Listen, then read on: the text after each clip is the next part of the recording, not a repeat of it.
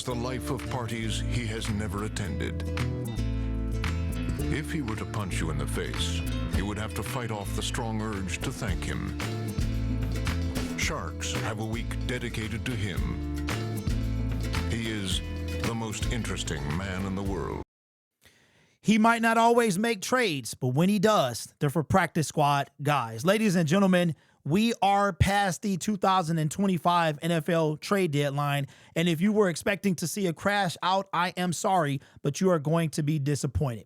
Brad Holmes and the Detroit Lions decide to stand pat at the NFL trade deadline, did not make a single move, were not sellers or buyers. While the New York Jets decided to get rid of two of their anchor stud defensive players, the Detroit Lions decided to do nothing. And you might expect, I don't know what you were expecting from me, but I told you I wasn't going to crash out, because there's going to come a time, and you see from the banner below, this is a turning point for Brad Holmes. It's a turning point for Brad Holmes and the Detroit Lions. I did a poll during the draft. Thank you guys for that. We had record numbers. We had over 1,000 people in the chat, and we got over 10,000 views. I did a poll, and the poll was, who should the Detroit Lions, as of right now, who should they extend? And out of 1,456 votes, it was 57% said Dan Campbell, 40% said both, and 4% said Brad. So Brad Holmes being extended was the last and the lowest voted option out of almost 1,500 people that was in the chat. But before we get into it, we got to talk about it. And see, this is a year, and I've been saying this, that this was the turning point.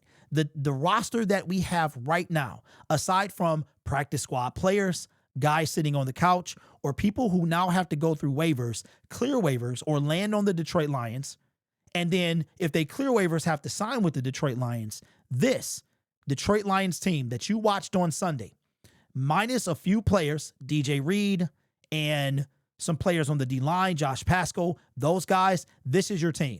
Marcus Davenport returning, this is your team. I don't have to say anything. The question that I have for you, that's solely for you to answer, is this the team that you think is capable of winning the Super Bowl in 2025? Let me remind you that the Detroit Lions now have been under Brad and Dan Campbell for 5 years at the end of the season. Their contract is up, as of right now, in 2 years. It has been half a decade that they've been in coach and general manager of the Detroit Lions. There's going to come a point where I'm not going to have to say anything. I'm not going to have to say anything. The arrogance, the smugness, the way that Brad runs this team is going to catch up to him. It's either going to result in a Super Bowl or somebody else coming in and finishing the job.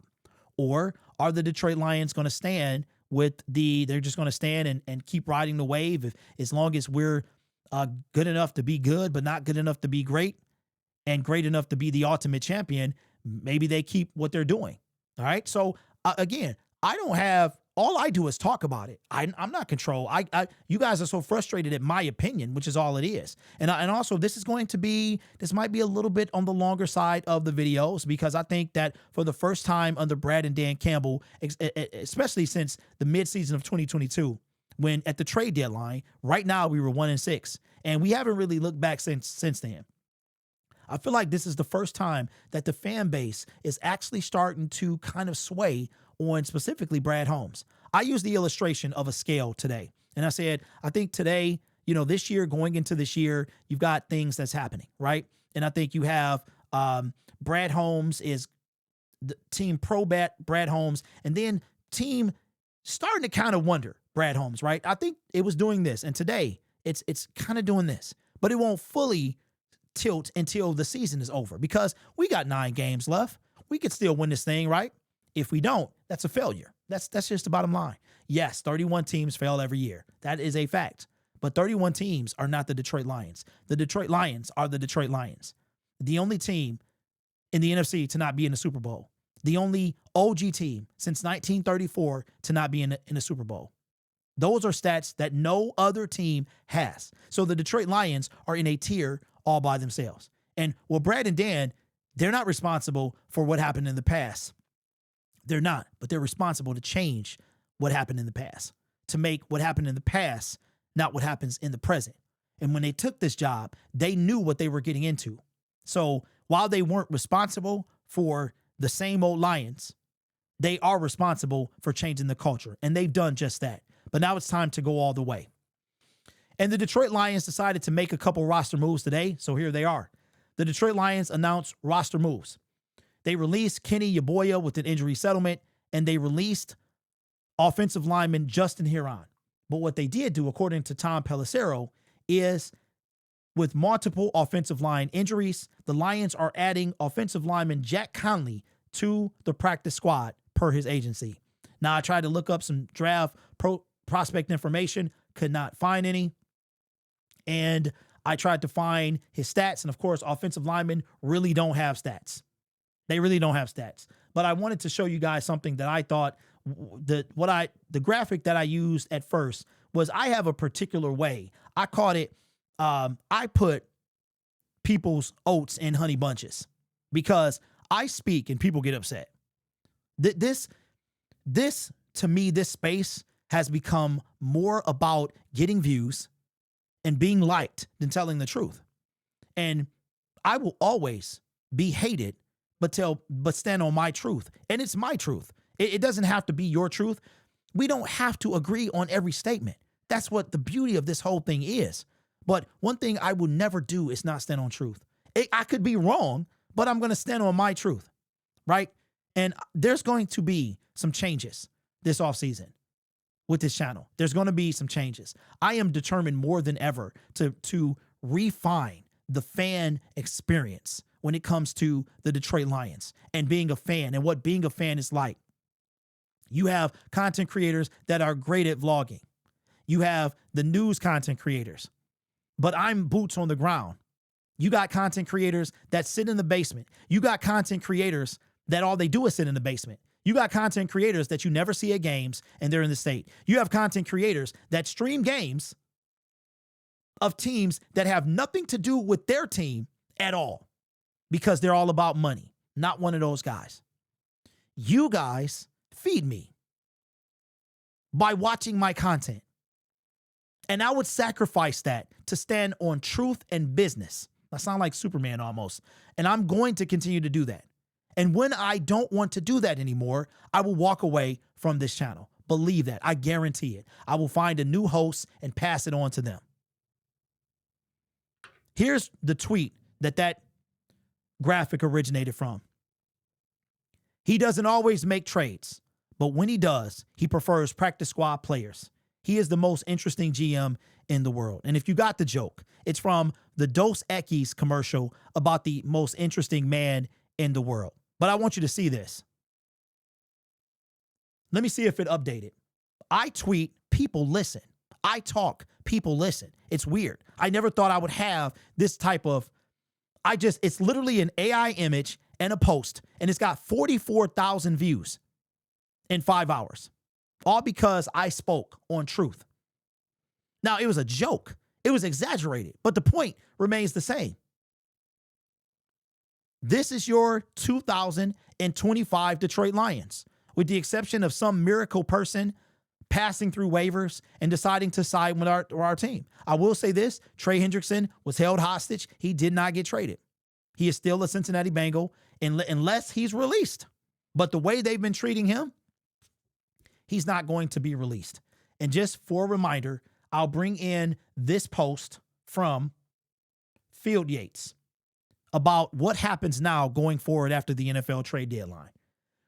With the trade deadline now passed, and this is coming from his YouTube channel, now past us, any player that is released by his team is now subject to the NFL's waiver system. Previously, it was just players with less than 4 accrued seasons.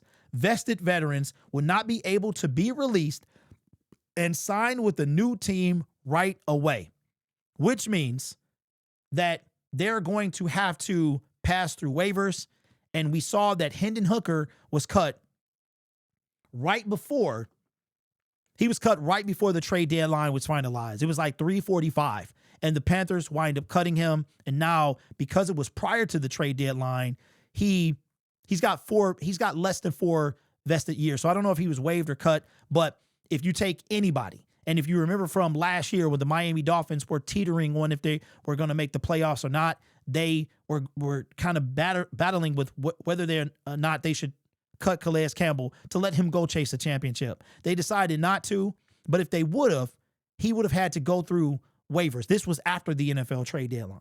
He would have had to go through waivers, and it would have had to be a thing where collectively either teams just kind of let him pass through because he's been in the league for like 20 years, 18 seasons or something like that, and it kind of out of respect for being an OG, we just not going to claim you, right? Then we saw Josh Reynolds get cut by Denver, and he was claimed by the Jacksonville Jaguars, and now he is a Jet.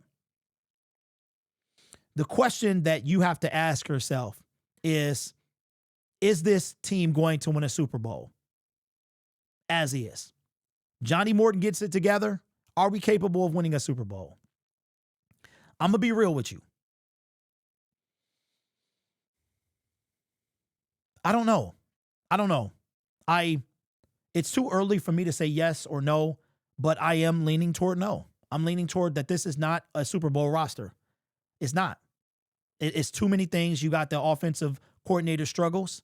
You have, and I wanted to bring something up too about some stuff that was said about Johnny Morton. Everybody gets blamed. Everyone gets blamed. And you guys are finally going to start coming around to what I've been saying. One thing about me is I have always stood on business. You may hate to hear it.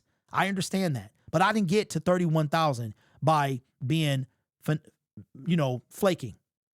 Love it or hate it, man, I stand on business. Right or wrong, I stand on business. And I'll admit when I'm wrong. I was wrong about Tim Patrick. I was wrong about DJ Reader.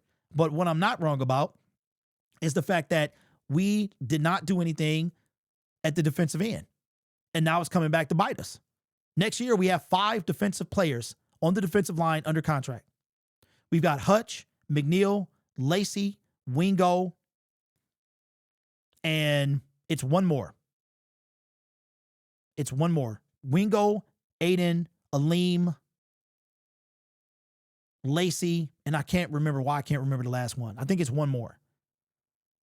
On top of what we have to fix, the people we have to replace, like signing Broderick Martin was a bad idea. Signing Levi Onwuzurike, drafting Levi Onwuzurike was a bad idea. Josh Pascal has done nothing for this team, and he continues to do nothing. I hope that he gets better. This is not personal. Re-signing Emmanuel Mosley, signing Emmanuel Mosley, bad idea, right? And now, trading for Kennedy Benson, bad idea. Trading for Donovan Peoples-Jones, bad idea. The jury is still out on whether or not trading a third-round pick for Isaac Tesla, multiple third-round picks, was a bad idea. Trading away Tim Patrick, I think it was a bad idea. We could have got Jalen Phillips for the third-round pick that we gave up for Tesla. So, I've come here to talk truth and chew bubblegum, and I'm all out of bubblegum. Matter of fact, I never had any bubblegum. And the space has become so oversaturated with slappies and glazers that is sickening. It really is. It really is, man. And again, like I said, I'm not going to crash out because this is on Brad, Dan, Sheila. This is on them. I'm just here to talk about it. And because I don't agree with what you're saying or what you believe, which is fine, we all have different opinions, which makes us not mindless drones, then I'm the bad guy. I am not the bad guy. I'm just I did not get to where I am by playing the fence. What I do is I base my opinion off numbers. It seems emotional. It's not. We are second in sacks. We have Al-Qadim Muhammad playing like a number 2 right now.